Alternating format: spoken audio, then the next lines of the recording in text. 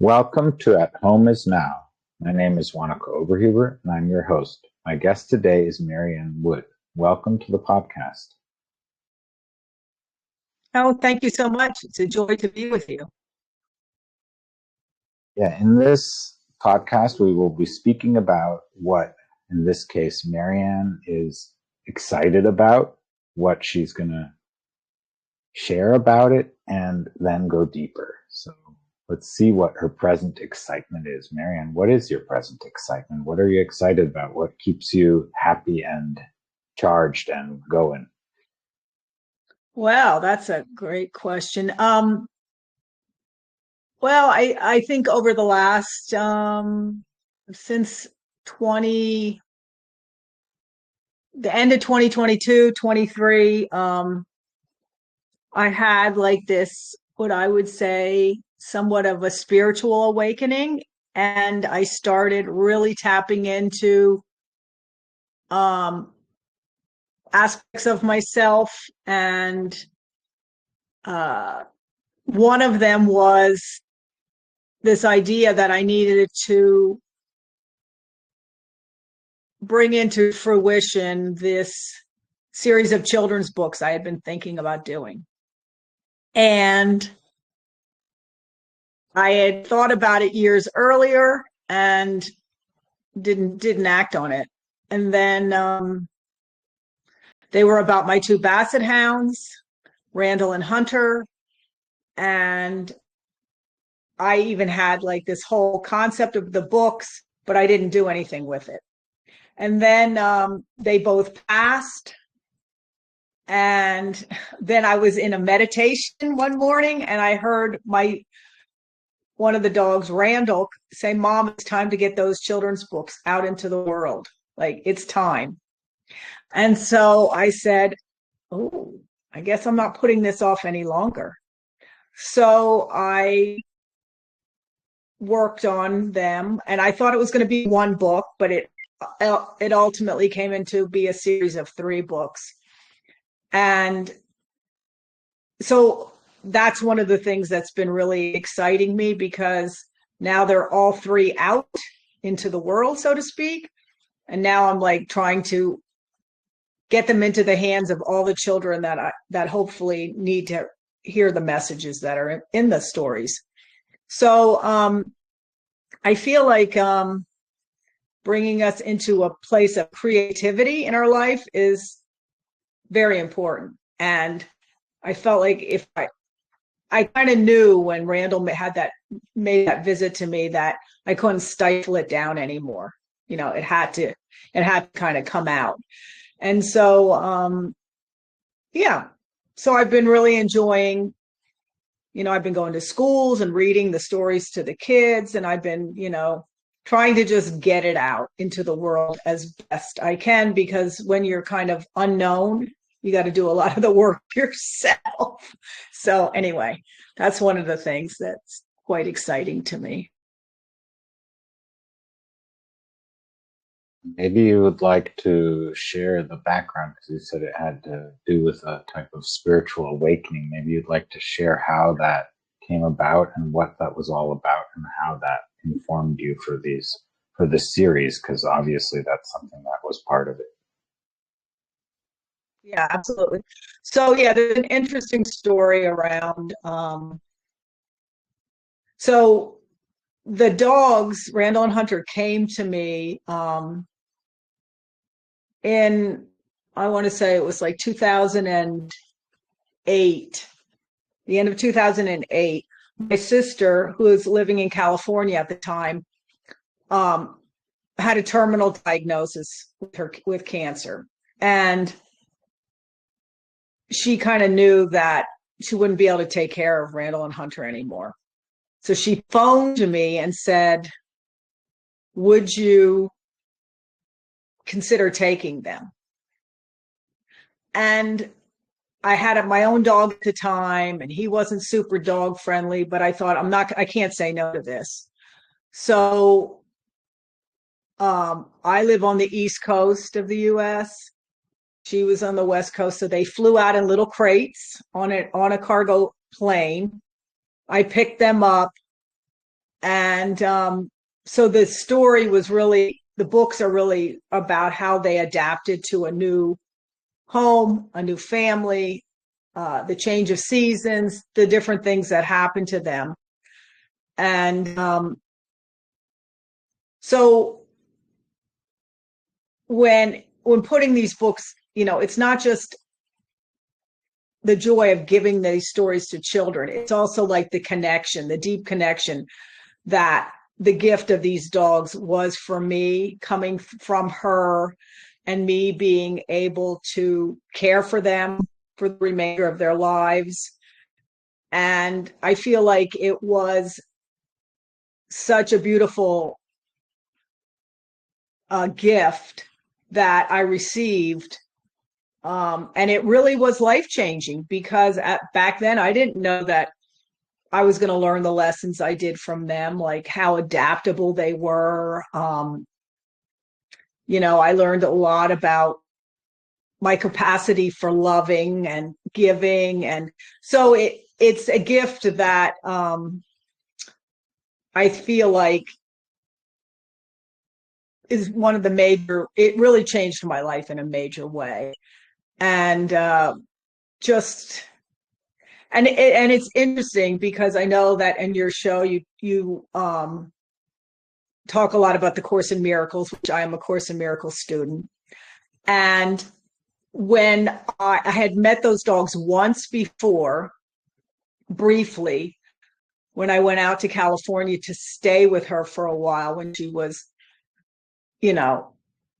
she wasn't, she knew that she probably didn't have long to live. And so we arrived at her house and these two little Basset Hounds came running out onto the porch. And they just brought a smile to my face. Like I just lit up when I saw them. And she looked at me, my sister looked at me, and I looked at her. And in that moment, we had what I would call an holy instant where we knew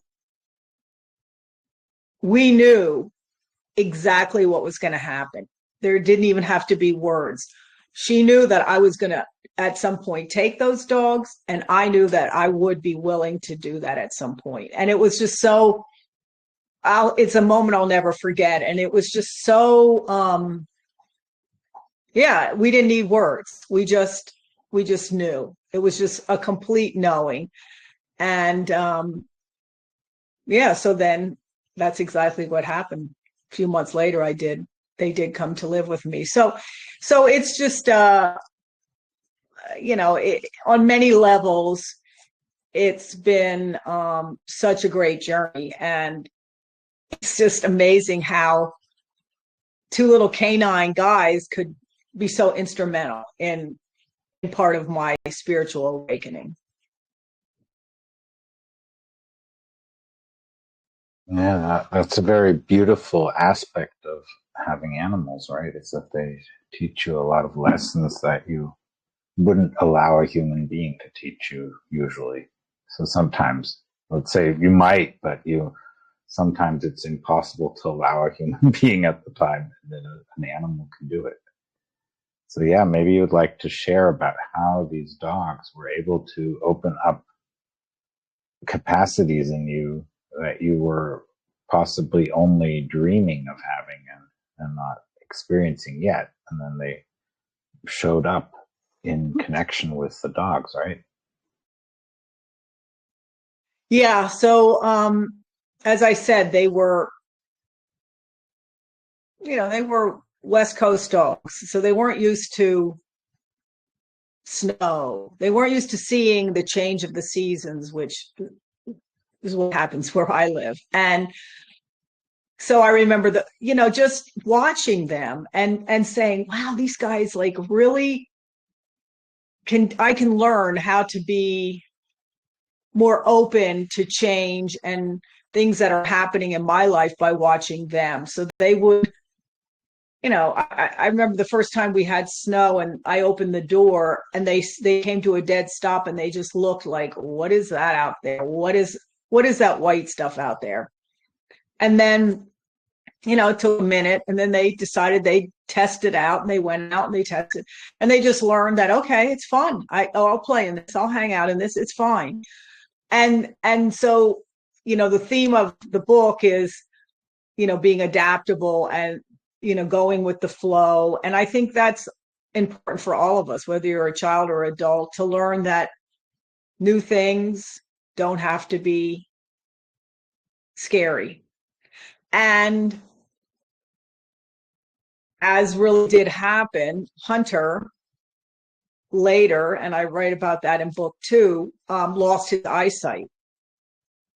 He became blind due to glaucoma. And, I was like freaked out. I was like, oh no, he's going to lose his eyesight. And what's he going to do? And how's he going to manage? And so again, it was a beautiful lesson, because he learned quite quickly how to find his way around the house. He knew where his food bowl was. He knew where his water, now obviously dogs rely much more on smell, but it was like he didn't miss a beat. And it didn't seem to diminish his ability to live life at all. And again, I found that very inspirational, because I thought about me, like if I didn't have my eyesight, it would be, I would think I would be quite diminished by that. But, he wasn't. In fact, I'll never forget the time that a Hunter, of the 2 Basset Hounds, he loved to jump up on things. He loved to get on sofas, chairs, beds. He loved that. And he used to jump up in the morning sometimes on my husband's recliner when he'd go into the other room for a minute to get something. And he'd have his morning coffee next to him. And Hunter would just jump up there and drink half the coffee out of his coffee cup. He loved it. He loved coffee, which is not good for dogs, by the way. So anyway, he would, my husband would get so angry. And he'd be like, oh, dog, rah, rah, rah. So then when he became blind, my husband said, well, that'll fix him. He's not going to be wanting to jump up on furniture when he can't see.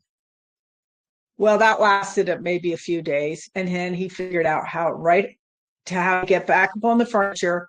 But I found that amazing, because you get up and then you have to get down, right? So it's sort of like a leap of faith to jump down and not know where you're going to land on. So again, I learned, like, wow, take a leap of faith in your life. So the dogs did. They taught me many beautiful lessons. And, I just, I just found like that I got from them just kept on coming and are still coming, because I communicate with them now from where they are now. So it's been quite the journey.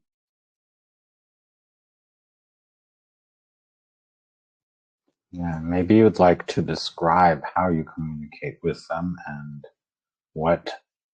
how that translates into your life, because it sounds like they speak with you, right? And that's the dream of every child or every human being. Can I speak with my animals, right? That would be cool, right?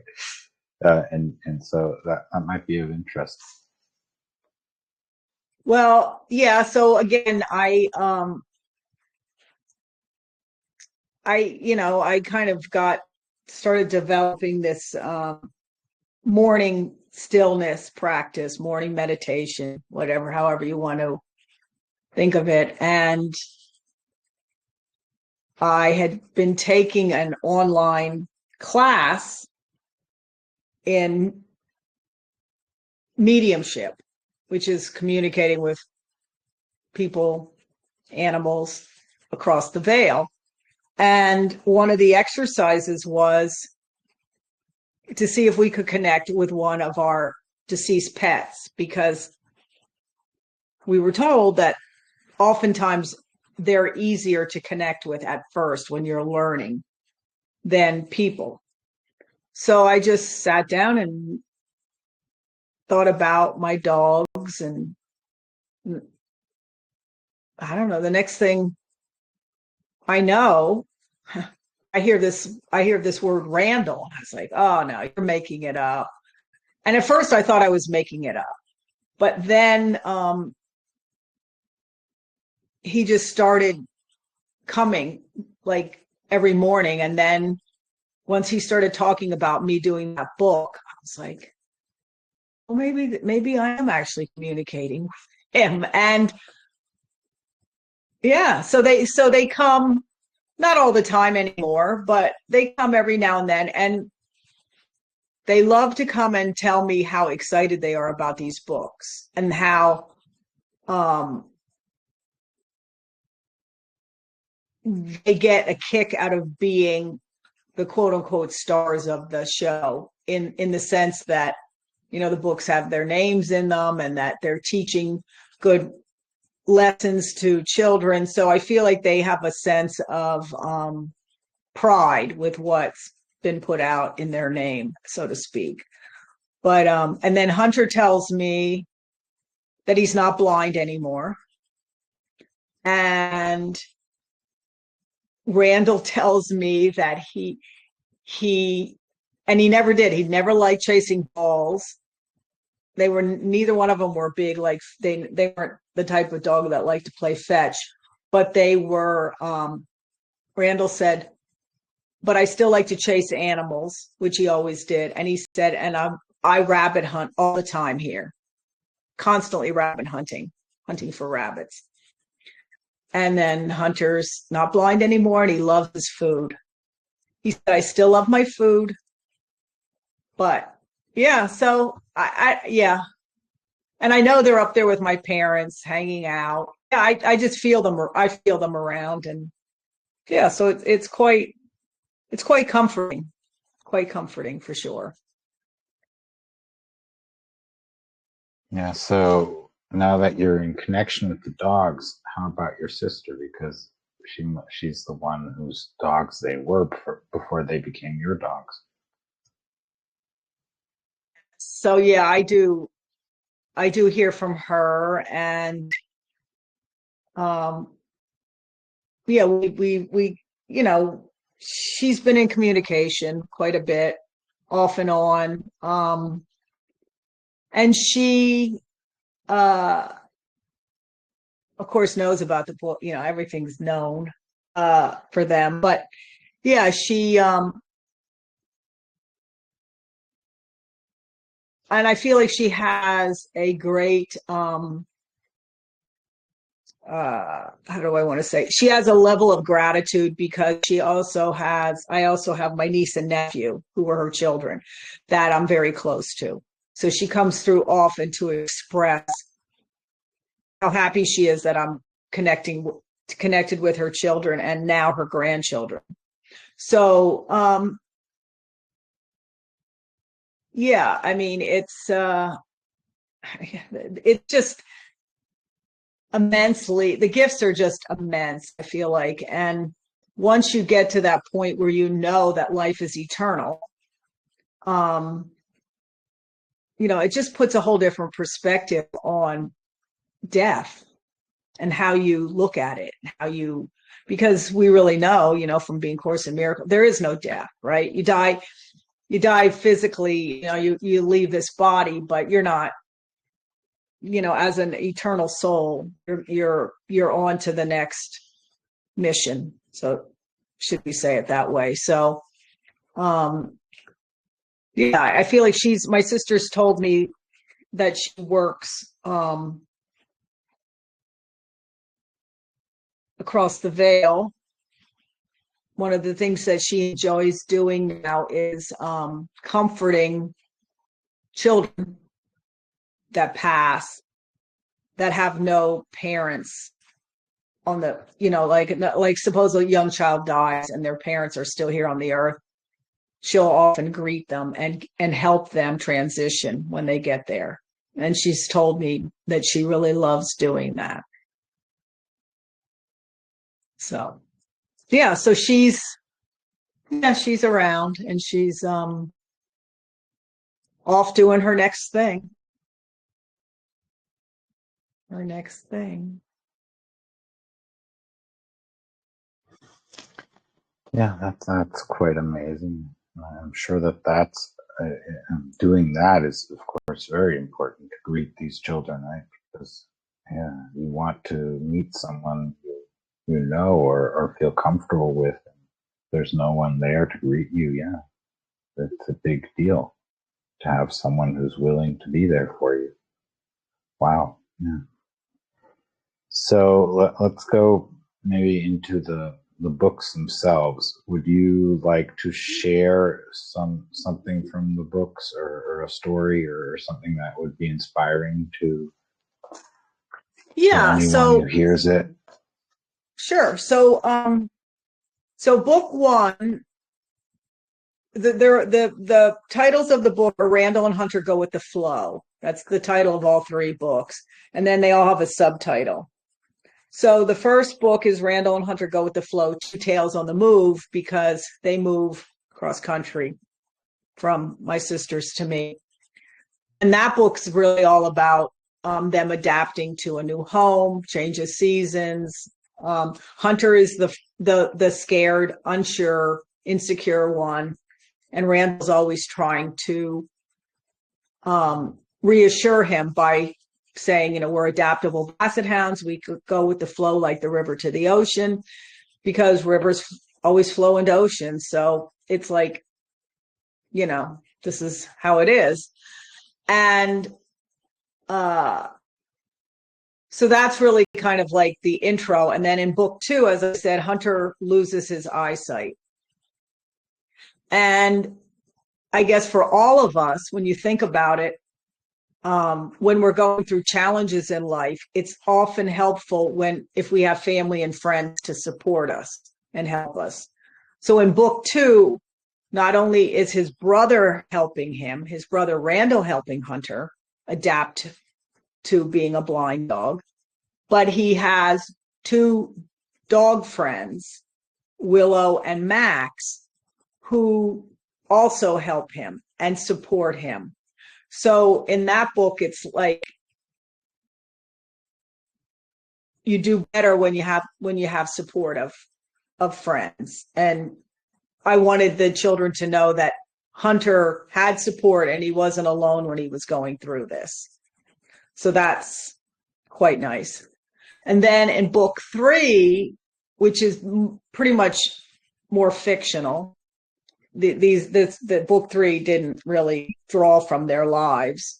But in book three, Hunter is so determined now with his newfound confidence and willing and resilience that he has, is now he's going to go out into the world and help other cats and dogs learn to be adaptable and resilient too. So he and his brother Randall and Max and Hunter, their four best friends, go to the local animal shelter and coach the cats and dogs at the animal shelter to be open and adaptable so that they can find their forever homes. And they do such a good job that all the cats and dogs are adopted, and the shelter has to close because it has no animals left in it. So it's really the beauty of giving back, returning the kindness that was given to you back into the community, back. And that's what Hunter does. And it's really cute because in the last book, for example, I one of the cats has only one eye. So she says, I doubt I'll find a forever home, says Callie, the one-eyed cat. Who's going to want to call me their own? And then Willow says, oh, look, you have your soft calico fur. It's the prettiest I've ever seen, says Willow. And your purr sounds so sweet. So it's like they're learning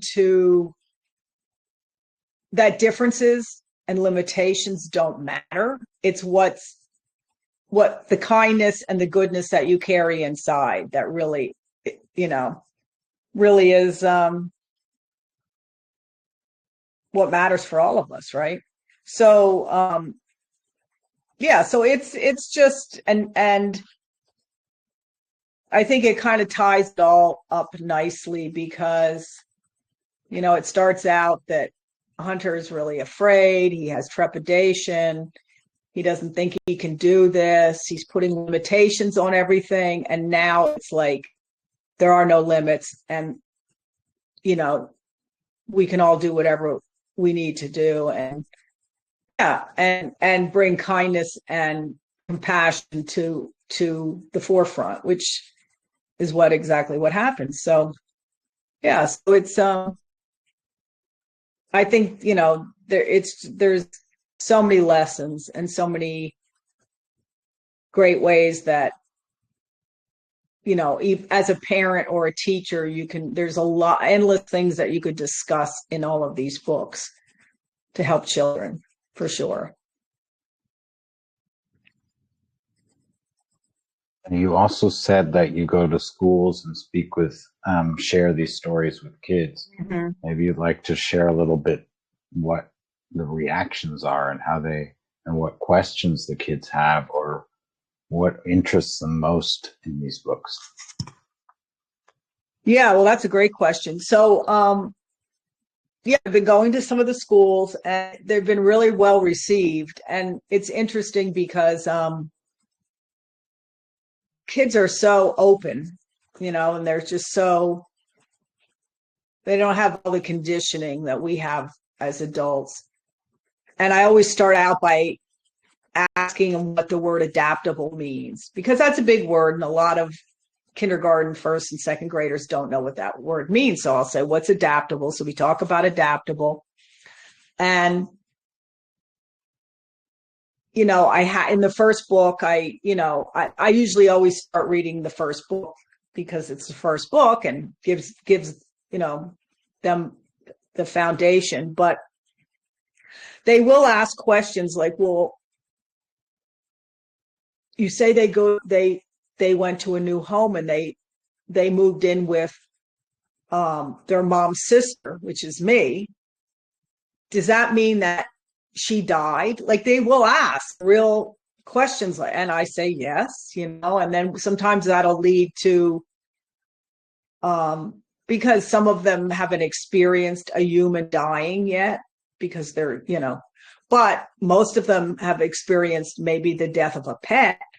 So we'll talk about, well, so there, and then they'll ask, they love to tell you about their pets, of course, like I'll say, well, has anybody ever owned a Basset Hound?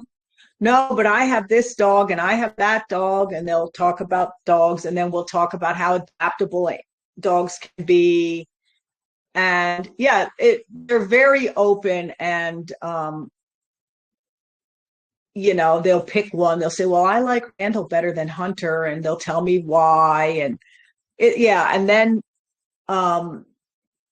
one day I was at, this past summer, I was at a town near me, had local sidewalk sales. And the lady that owns the local bookstore invited a bunch of local authors to come and sell our books. So I was there selling, I had a little table set up, and this little boy and his father walked up to my table, and the little boy says, "Do you remember me?" And I said, well, I didn't really, but I didn't want to say I didn't. I was like, "Oh, did I read the book?" He goes, "Yeah, you came and read the book to us at school." And I said, "Oh, great." And his father said, "Well, we want to buy your second book." And I said, "Oh, wonderful." And the little boy looked at his dad and goes, "But Dad, you never bought me the first one." And his father goes, "But you had it read to you at school." And he said, "No, I want my own copy." So his father bought him both book one and book two. So I thought that was a good testament to the fact that the little boy enjoyed them so much that he wanted both. He wanted both books. And yeah, so I feel like it's, and then I've heard from other people that because again, there's a reoccurring theme: go with the flow like the river. And so a lot of the kids will, go home and tell their mother, I'm going with the flow, mom. I'm going with the flow. I'm going with the flow. So it's a good, yeah, I think the lessons are, they seep in, they seep in, and kids are open and really can be enthusiastic about all of that. So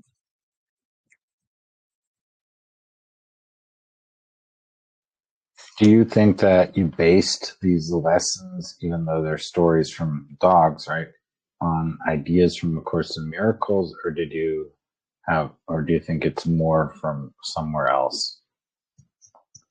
um I would say I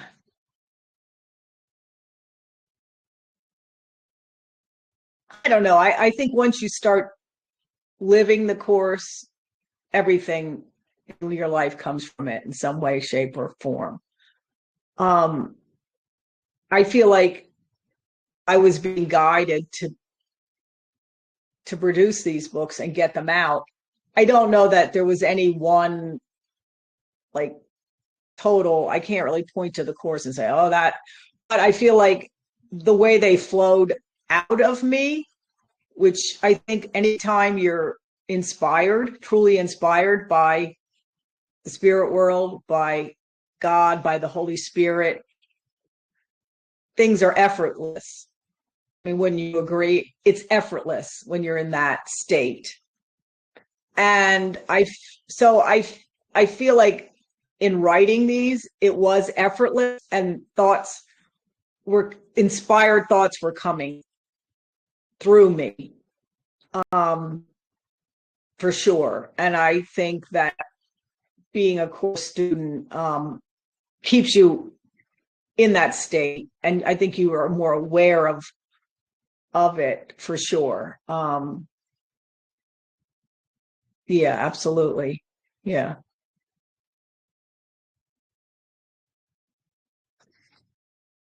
Speak about going with the flow. Maybe that has what would that, for instance, correspond to in A Course in Miracles, or how would that tie into what this acceptance and this resilience and all these topics that you were speaking of, right? That and also focusing on what you do have rather than what you don't, right? Or all the qualities you do have, like you were in that passage you shared with us. That was what Willow was basically saying. You have this and this, these qualities, enjoy them, right? So I think that's a quite important topic. Yeah, I mean, it's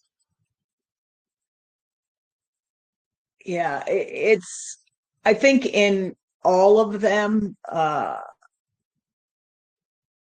there's that there's that underlying theme of love, and not being judgmental, right? Which we're not supposed to be judgmental, supposed to be forgiving. And I feel like that definitely runs through all the books, because Hunter's struggling, but his brother's encouraging him, but not in a judgmental way, just saying, let's go with the flow, go with the flow. Um, and certainly in book 3, they're the kindness and compassion and wanting to give back. Um, I mean, that's Course in Miracles all the way. So yeah, I think they're, I hadn't really thought of it that way, but you're bringing that into my attention. And I think you've got a good point that there is, but like I said, I think when you're on that path, you can find the principles everywhere you look, really.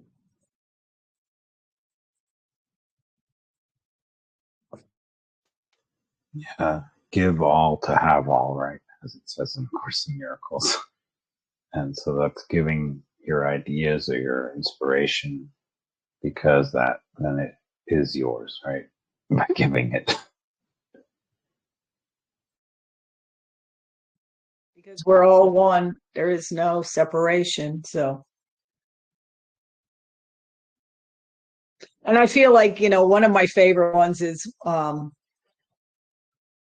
is it? When you one only love, you will see nothing else. And I really feel like in book 3, that's all Hunter was seeing was love.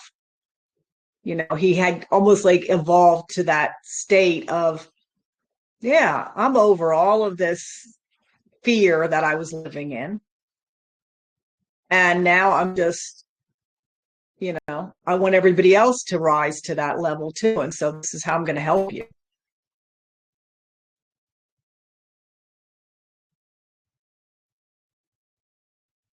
It's beautiful. Maybe one of our live listeners, has a question. So if you do, please raise your hand. If not, we will continue.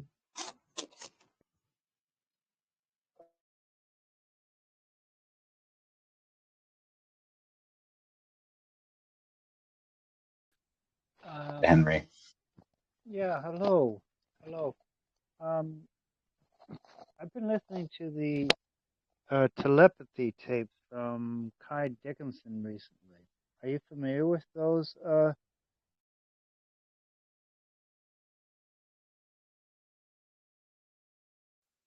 Heard of them. Yeah. I actually listened to one,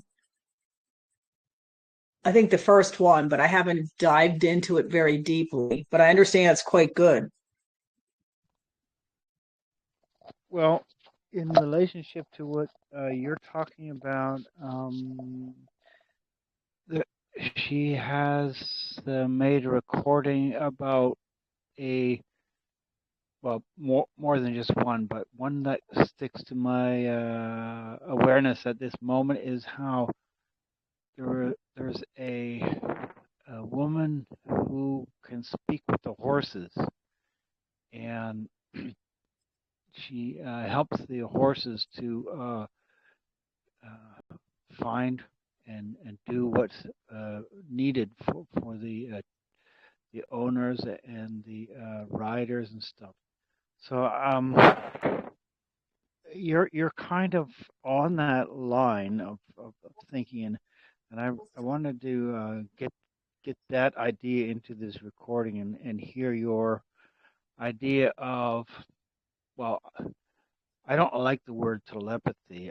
I just call it mind communication without what human beings call words, because I also have had these experiences with animals that live with me, and transferring ideas to them that help them, because I as a human being sometimes understand things that apparently they don't, and they likewise do the same. So I just wanted to get your um, insight on that. Thank you. Yeah, I definitely think whether they're, I think, I don't know that you can't say everybody has the ability. Although I think that if you set the intention, you really want to do the communication, you can, but I don't think I think a lot of people don't really, it's not really a desire of theirs, or they don't feel like they can do it. But I think you can communicate with cats, dogs, horses, whatever, psychically, soul to soul. They don't have to be transitioned to the spirit world, or you can communicate with them from the spirit world. I mean, I have my dog Willow. I sometimes tap into her psychically to see what she's thinking and feeling.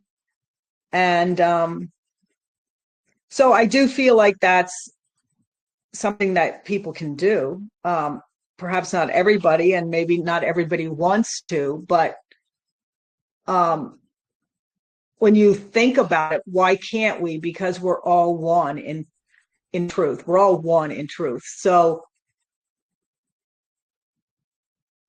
yeah, I think it's doable, possible if you really want to and can set the intention. And yeah. And I think we have a lot to learn from animals. Wouldn't you agree? Oh yeah, and they have a lot from us to learn, but I think that's to me that's the fantastic agreement that we have as the split mind Exactly. is to rejoin. Right. Yeah.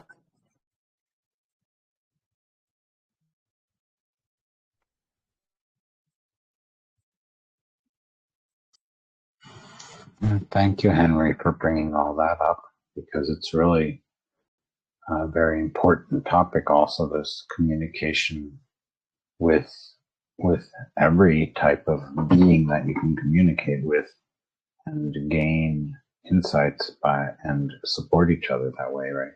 Or like you said, joining once again, right? Stopping to be a split mind and starting to be a joined mind. Yeah, beautiful. So anything else you'd like to say about that, Maryanne? No, I think it's my personal opinion is as we all realize that we're one mind, we're this the ability to communicate with animals or deceased loved ones or friend whatever. I think it's going to be much more commonplace than it is now. Think there is I think that it's going to be I think as we wake up as a species, it's something that we all have the ability to do. We just have to develop it.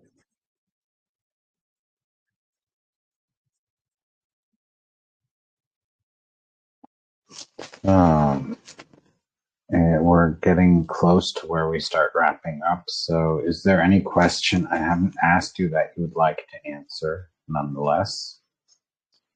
Well, I just wanted to, if I may, I'll just give a plug. If anybody is interested in the where to find the Randall and Hunter books, you can go to my website, which is maryannewood.com. That's MARYANNE Wood WOOD.com.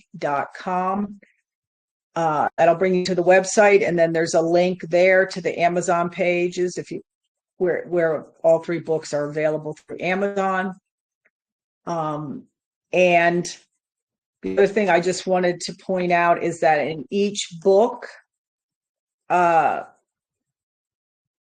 percentage of the proceeds is being donated to a charity, a dog related organization. So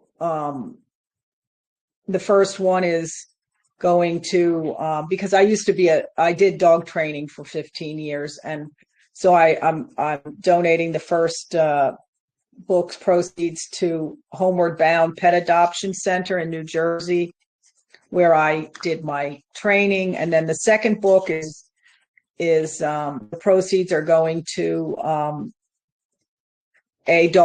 an animal rescue center called the Painted Rain Ranch out in Washington State. And then the proceeds from the third one are going to the Blind Dog Alliance, which I thought was appropriate since Hunter was a blind dog. So not only are, I felt like it was important to give back to some of these nonprofit organizations. So if I can help in any way through the books, then I'm happy to do so. And yeah, it's been I really appreciate you having me on. It's been a great opportunity. Thank you very much for sharing about your work and your connection with children and your connection to animals and this wonderful need to express all of that, right? And that willingness also to actually do it, because it's not like you can do that just, or you don't just do that suddenly. It's something that you need to be inspired for. And that's why I'm so happy you are excited about it. You love it so much that you're actually pushing through and actually going out there and showing it to people and coming on podcasts like this one. Yeah, wonderful. So thank you so much. Yeah, thank you. It's been a great opportunity, and I like tying it. I like that I can tie it into spiritual side of my life too. So that's good. It all kind of brings it all full circle, doesn't it? Yes, indeed. And it is important to speak about the spiritual side as well. And obviously, books that have lessons about resilience and going with the flow and all that have to do with how to live your life, right? And to actually move through difficult times as well as wonderful times. So I'd like also to thank all the listeners and viewers. Thank you for coming, for watching, for listening, and for sharing. And hopefully you join the podcast in whatever way you feel like it. You might become a guest. I'd love to hear from you if you want to be. You can review the podcast, let people know about it so that it becomes more known and more people can hear all these wonderful conversations that I've been having over these years, a whole lot of years already, almost. Soon it will be 6 years. So it's amazing. So thank you all and blessings until next time.